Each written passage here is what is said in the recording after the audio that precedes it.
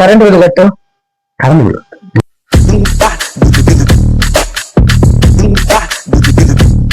ఏం చేస్తున్నావురా నువ్వా?